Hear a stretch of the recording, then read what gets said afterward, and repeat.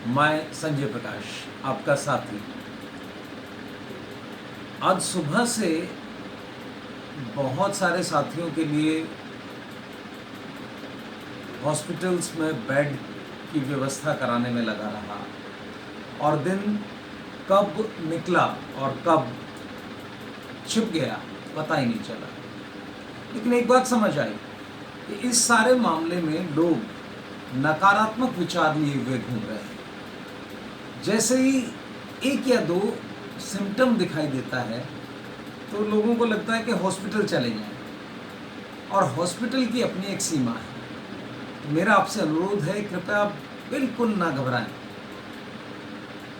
छोटे मोटे अगर आपको कोई सिम्टम है तो प्लीज़ घर पर रहकर डॉक्टर से सलाह लेकर आप बहुत अच्छे से कोरोना को हरा सकते हैं, अपने घर पर हरा सकते हैं। हर व्यक्ति को हॉस्पिटल भागने की ज़रूरत नहीं है। हाँ, अगर स्थिति आपको लगे ऑक्सीजन लेवल कम जा रहा है, बहुत कम हो रहा है, तो ऐसी स्थिति में ज़रूर जाएं। लेकिन सिम्टम्स आते ही हॉस्पिटल भागने के मत सोचिए। डॉक्टर से सलाह लीजिए और जैसा जैसा बताया जा रहा है, दिल्ली सरकार ने एक अच्छी व्यवस्था की है। जैसे ही आपकी रिपोर्ट RT-PCR आती है, उसके बाद आपसे लोग मेडिकल लाइन के लोग दिल्ली सरकार के आपसे आते हैं, बात करते हैं और आपको सलाह देते हैं, सुझाव देते हैं। उनकी गाइडेंस को मानिए, उन्हें लेकर चलिए। किसी भी नकारात्मक वृत्ति पर मत आइए। एक पक्ष और हम देखते हैं कि आज की रिपोर्ट में कितने केस पॉजिटिव आ गए हैं और उससे हम लोग एक पैनिक बना रहे हैं। लेकिन अगर हम इसके उल्टा देखें कि जितने केसेस आए हैं वो आज का संक्रमण अभी का नहीं है, वो पिछले 2-3 दिन से जो संक्रमण हुआ उसके कारण ये संख्या बढ़ गई। लेकिन कितने लोग ठीक होकर आए, इस पर अगर आप नज़र लगाएंगे तो कितने लोग ठीक हो गए हैं, अगर उसे देखें तो वो बहुत अच्छी संख्या है। और पूरे देश की अगर मैं बात करूं तो 1,48,000 लोग एक ही दिन में ठीक होकर आए हैं, है ना। और अलग अलग राज्यों की मैं आपसे बात करूं तो भारत की अगर हम टोटल की बात करें तो 1,43,839 ये आंकड़ा है जो लोग कोरोना को हराकर स्वस्थ हुए हैं। खाली महाराष्ट्र की अगर बात करें तो 45,654 लोग स्वस्थ हुए हैं। दिल्ली, अपनी दिल्ली की बात करें तो 20,159 लोग ठीक हुए हैं।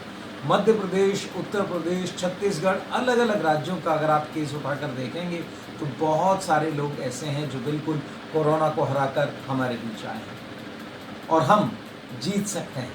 एक छोटी सी कहानी याद आ गई। कहानी ये है कि एक बहुत ही छोटी सी चिड़िया एक बार उड़े जा रही थी आसमान में और उस चिड़िया के पीछे बाज पड़ गया और वो उसका शिकार करना चाहता था। चिड़िया ने बड़ी कोशिश की बाज से बचने की, लेकिन ये तो संभव था नहीं क्योंकि वो उससे तेज नहीं उड़ सकती थी। उसने बड़ी उससे अनुनय विनय की कि मेरे छोटे छोटे बच्चे हैं, उनके लिए मुझे छोड़ दो बाज को, लेकिन कोई भी बात समझ नहीं आई। उसने जब ज़्यादा रिक्वेस्ट की तो बाज ने कहा, अच्छा ठीक है, एक शर्त रखता हूँ तुम्हारे सामने। और वो शर्त क्या है? वो शर्त ये है कि अगर तुम मुझसे रेस लगाओगी और अगर तुम जीत गई तो मैं तुम्हें छोड़ दूंगा, और अगर तुम न जीत पाई तो तुम मेरा शिकार बनोगे। चिड़िया के पास और कोई चारा नहीं था। उसने कहा ठीक है, मैं रेस लगाऊंगी आपके साथ।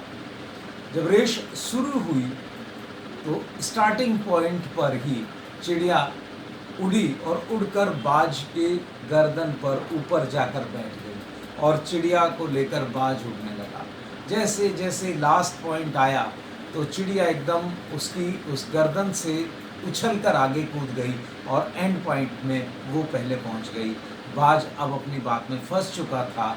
चिड़िया ने अपने स्किल से, ध्यान दीजिएगा, अपने कौशल से चिड़िया ने बाज को हरा दिया और बाज ने उससे अपनी हार मानकर उसे छोड़ दिया।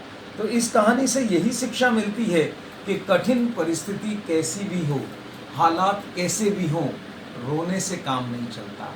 हालात को जीतना अगर है तो कौशल लगाना होगा, स्किल लगाना होगा। और जैसे इस चिड़िया ने लगाया, इस कोरोना से हमें भी अपने स्किल, और वो स्किल क्या है?